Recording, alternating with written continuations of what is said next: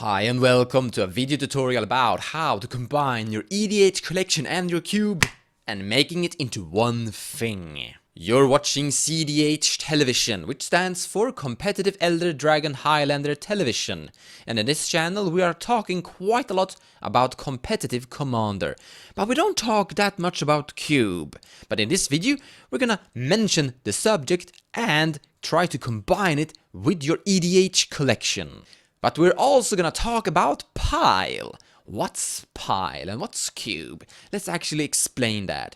Cube and pile are quite similar. They are something you could call the Magic the Gathering, the board game. It's a game you design on your own with your own Magic the Gathering card collection. So let's begin with cube. I guess you already know what cube is, so let's make it short. It's something between 400 to 700 cards that together form a drafting pile of cards. Very similar to drafting, opening a booster pack, picking a card and passing the rest of the cards along the way, getting a new pile of cards, picking one and passing them further until you have something about 45 cards. Normal booster is 15, so times 3 becomes 45. And in the end of it, you then construct a 40 card deck. You grab basic lands from outside the game and then you play 1v1 against each other, usually best of 3. And cube functions quite similar. You grab 15 random cards from the entire cube collection. Those could be common, uncommon and rare. You could basically get 15 rare cards depending on how the cube is constructed. And then you pick just one of those and then you pass the 14 left away. You go around the table until the entire booster is gone. The constructed booster is gone. And then you do this 2 more times, which will leave each player with 45 cards, and then you construct a 40 card deck and you play 1v1 best of 3 usually. But this is where you could tweak it and construct your own game, and this is where cube becomes the Magic the Gathering board game. In my cube, for example, instead of drafting 15 cards, we draft 10 cards times 5. That means each player is going to end up with 50 cards instead of 45. We still construct 40 cards decks.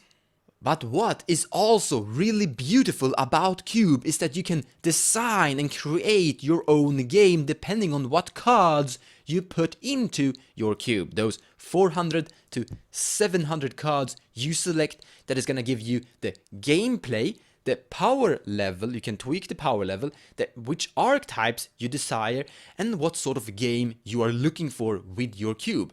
And we're gonna look a lot on that later in the video, where we are looking at how I have done that with my EDH collection. But let's actually move on and talk about pile. Pile is really similar to cube, but differs on a fundamental level. There's no drafting and you start playing immediately.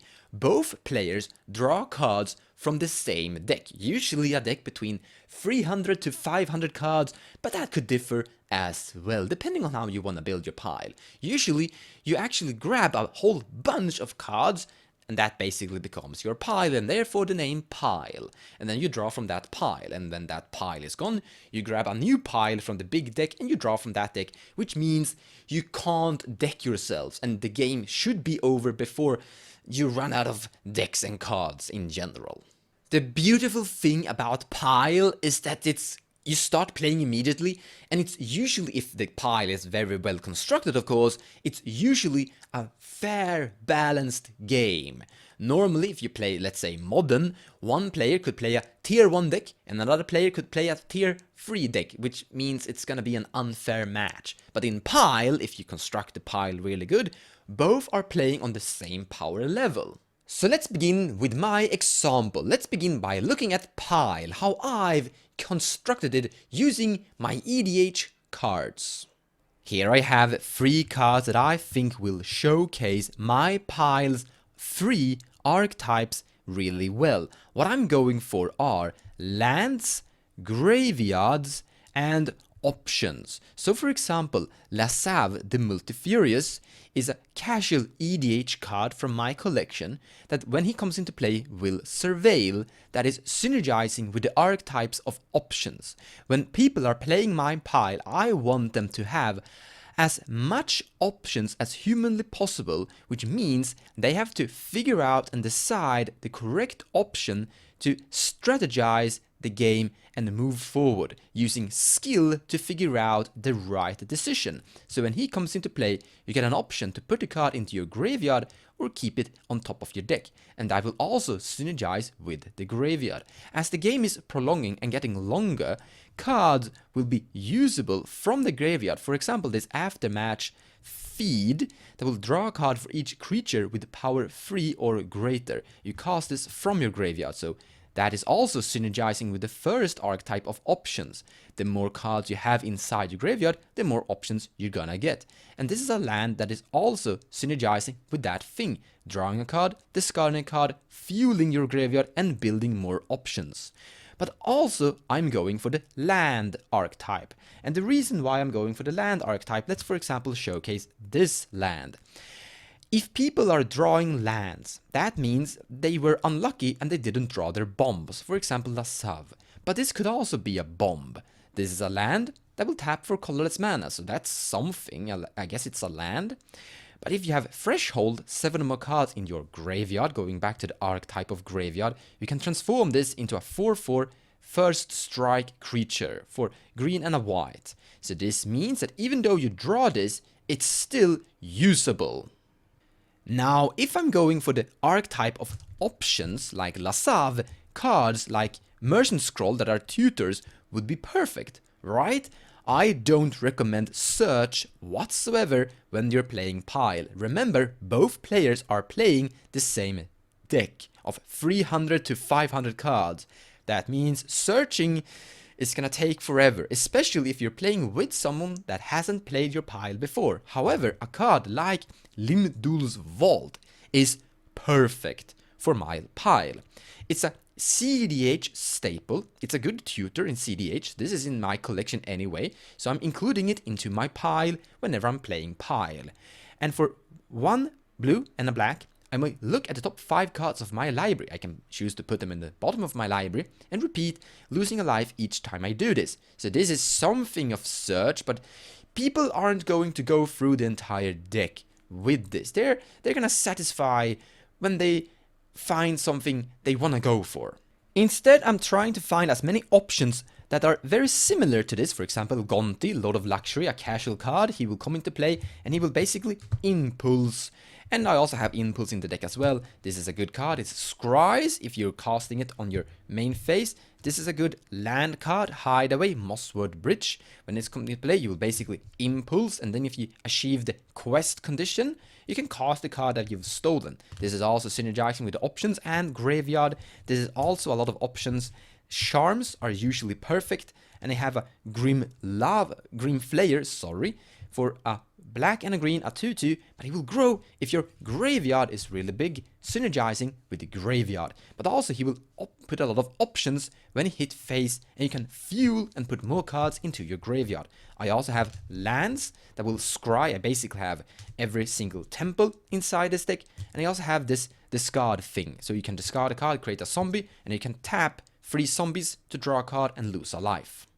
But remember, Pile and Cube is the Magic the Gathering board game where you are the architect designing and creating your own game. And you can actually make rules on your own of how you want your game to be played. For example, in my Pile, I have a rule that reads the following. Any player can remove any card from their hand and replace it with any basic land of their choosing.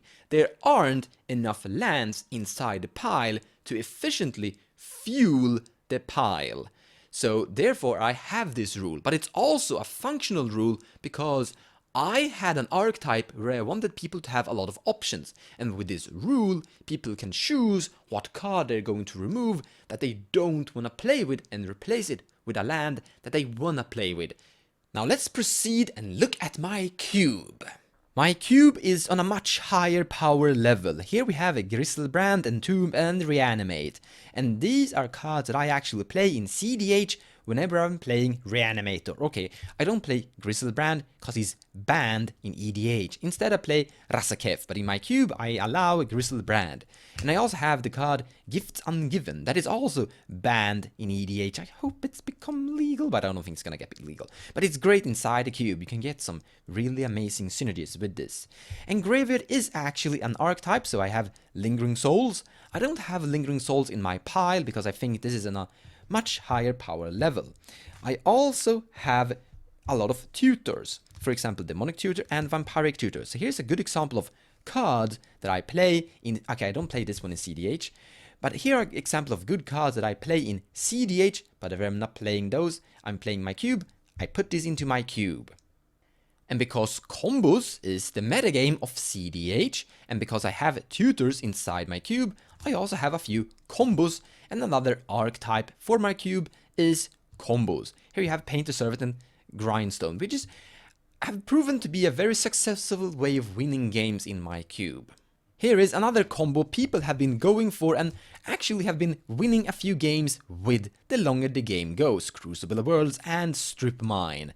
And these are cards I actually play from time to time when I play Commander, and they fit perfectly inside the cube as combo is an archetype and Graveyard is an archetype and lands is also an archetype. Remember that we had Entomb, so you could actually use Entomb to find Strip Mine if you already have the Crucible World in play.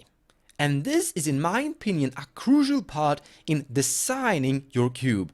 For example, we could use Entomb to find Rasakev and put that into our graveyard and then reanimate it. But we could also use Entomb to find Strip Mine. So now Entomb has multiple purposes inside the cube. It's a good card in general, no matter what form of strategy you try to assemble.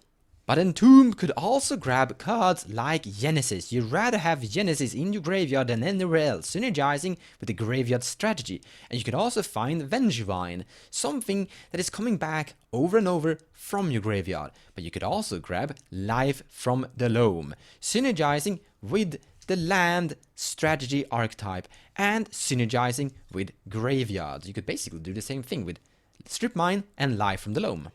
I also have a really cool combo with Counterbalance and Scroll Rack inside my cube, and these are cards I actually play from time to time in my cEDH decks when they synergize with the strategy that I'm going for. I also have a Sur in my cube that could basically tutor and find the Counterbalance, and I do play Sur as a commander from time to time, and I also have Sur inside a few decks in cEDH when he fits in this strategy.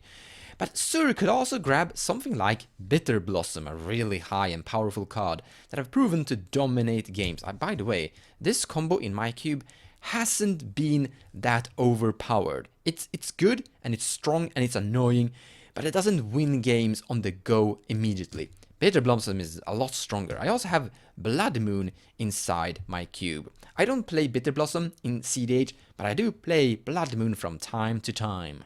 Sur also showcase another archetype that I have inside my cube, and I would actually say even the main archetype, the archetype of colors.